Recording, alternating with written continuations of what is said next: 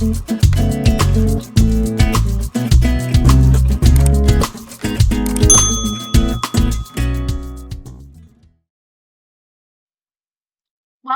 back to another episode of Test Don't Guess Tuesday. I'm Melissa Hawklapacki, your functional gut health expert. And every week I guide you through a GI map test, the results of a GI map test for a client of mine. We talk a little bit about a case study, what someone was experiencing that led them to order a GI map test in the first place, and then what the results showed and how we backed out of that, fixed their microbiome, and healed their symptoms. So this week I want to talk to you about a woman who came to me. She was 26 years old. She was an athlete. She was having lots of problems with constipation and didn't know where to turn. She was convinced that there was something drastically wrong with her intestines or her microbiome because, and I quote, "I have tried everything." She had tried just about every supplement, changed her diet radically, didn't exercise, right? Stopped training a little bit to see if that made a difference for her, had all kinds of tests, but had never had her microbiome tested. So that's the test we ran for her. And this is a great example of while it's great to always have test results, right? We say test, don't guess, so we know what we're dealing with. You're not always going to find this big, scary monster that you're looking for. And in that case, that's what we found with her. And what we found was that some of her foundational health principles were just out of whack. You know, we talk about sleep, hydration, nutrition, movement, and mindfulness as the foundation for health. And so we really dug into her diet and lifestyle and found some reasons why she was having such problems with constipation. But let's get into her test and I'll show you what we did find there. Okay, let's get into her GI map. You'll notice this is the first page that talks about pathogens. And if you've heard me read these before, you know that most people with constipation will have a perfectly normal first page of pathogens. Because if you read this paragraph at the top, it talks about a lot of these pathogens are known to cause gastroenteritis, which causes loose stools. So I rarely see anything positive on this first page. And again, the way to read this page is in the center, to the left is the name of the pathogen, in the center is your result, and to the right is the reference range. You'll see later that if the result is lit up in red, that means it's above the reference range. And if it's noted but below the reference range, it'll show you the number, which is one of the reasons why I like this test. It is not a yes or no, it is a level. Important when it comes to things like H. pylori, which I'll show you in just a second. But you'll see here on this screen that everything was completely normal. Okay, this is the page of the GI map that shows both parasitic infection and intestinal health marker. I will tell you that I have seen plenty of clients with parasites that have negative parasite testing on this test. It's just a reminder that your parasites do not live in your stool and they do not come out willingly. So to think that you're going to catch a parasite in your stool, probably not. And that for that reason, I really don't love this part of the test or really trust it. However, if it does pick up something, then we know it's definitely there. Intestinal health markers, though, is probably the most important section of this test. And you'll notice it's a little bit different than the rest of the test that has the results column in the middle and the reference range on the right. Here with the intestinal health markers, it gives you a sliding scale and it'll tell you what the reference range is. For instance, steatocrit. You do not want steatocrit in your stool. So the green is under the detectable limit, and that's where this client was. Showing higher levels of steatocrit mean that fat is passing into your stool and that you have pancreatic insufficiency. So this client has a great working pancreas, not worried about that. Second part of this digestive test is elastase 1. That's telling me how well she's doing with breaking food down in the stomach. Here you can tell that her elastase 1 levels are low, requiring some added digestive juices. So for her, when I see a number like this, I automatically think digestive enzymes with each meal.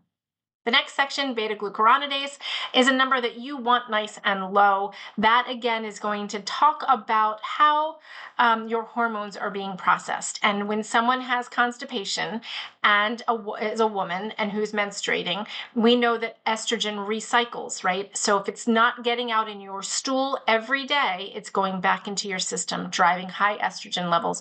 Usually we see that with beta-glucuronidase. And in fact, this woman had long, heavy, very painful periods. So that was something else to note on this test. The next section, occult blood.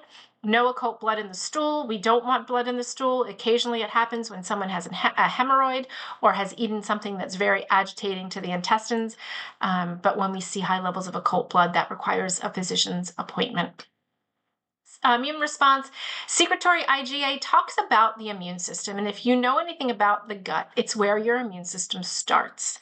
So when we see very low levels of secretory IgA, we know that this person has an issue with their immune system, but more so an issue with their gut. And so she had long-standing chronic constipation. Like I said, she was an athlete.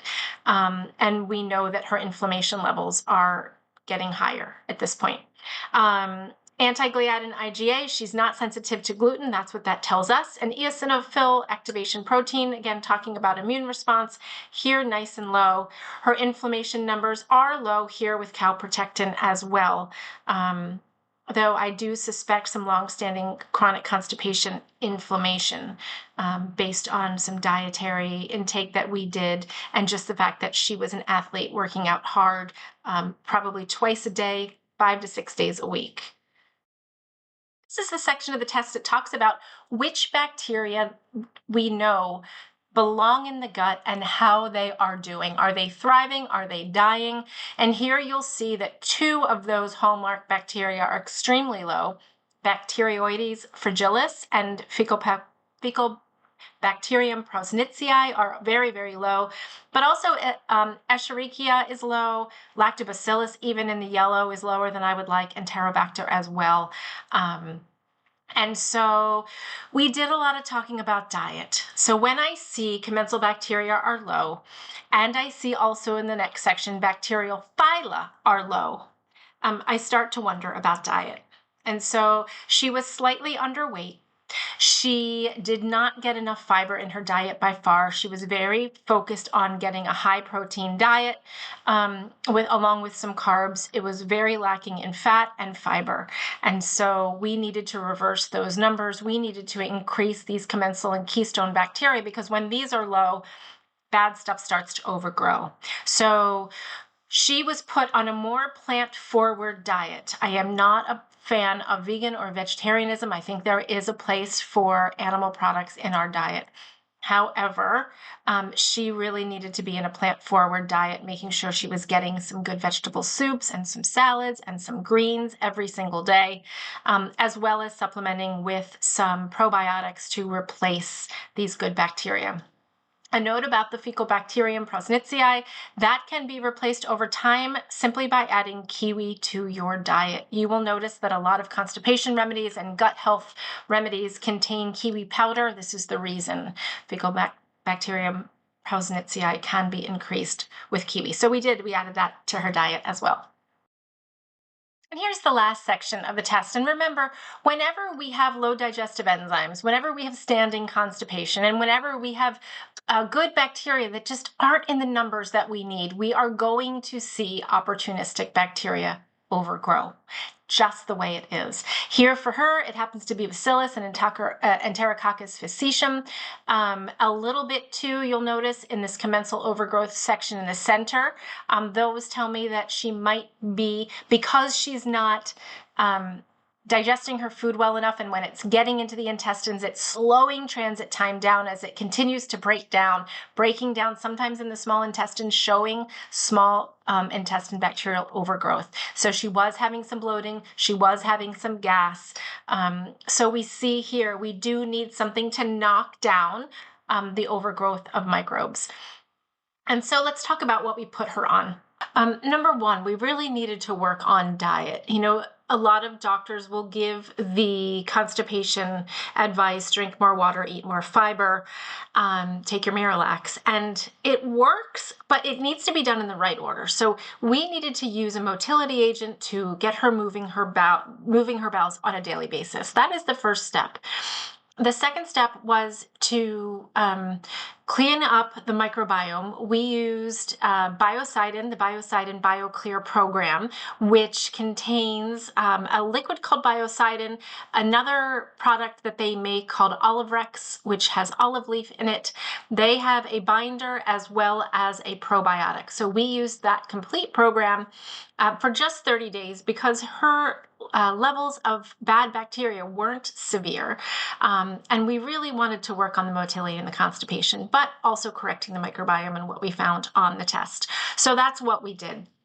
The microbiome BioClear program for 30 days, while we worked majorly on her diet, much more plant forward, getting her to incorporate new vegetables. She was on a very limited diet, only liked to eat certain things before competition that she knew were her safe foods. And so we got her out of that mindset. Once we got her moving her bowels every day, we were able to change the diet more and more, adding more fiber without the fear of that making the problem worse, because now we were in a pattern of moving bowels regularly. It took us about 14 weeks, I think, was the total, until we were through the motility agent period, right? And she was really able to back down and just use some magnesium citrate daily to move her bowels. And the diet was really what kept her moving along. And she just felt better overall. When you clean up your gut, you clean up your mindset, your anxieties disappear, everything just works a little bit better. And so that was a great success story. One of those times when she really was pushing for the gut test, which we did, and didn't really uncover that much. But when we started discussing foundational health practices, including how much she was training, we made some changes to her sleep and wake cycle, put together a good morning routine and evening routine, which are both really crucial. We are talking about rhythms. If you're looking for a morning daily bowel movement, you're looking to create rhythm in your life. So it can't just happen, right? You need to create it, something to think about. So I hope you'll join me again. This has been Test Don't Guess Tuesday. Again, my name is Melissa Hall-Klepacki. My name is my website. And this is the work I do for men and women around the country looking to become unconstipated. So come join me next week.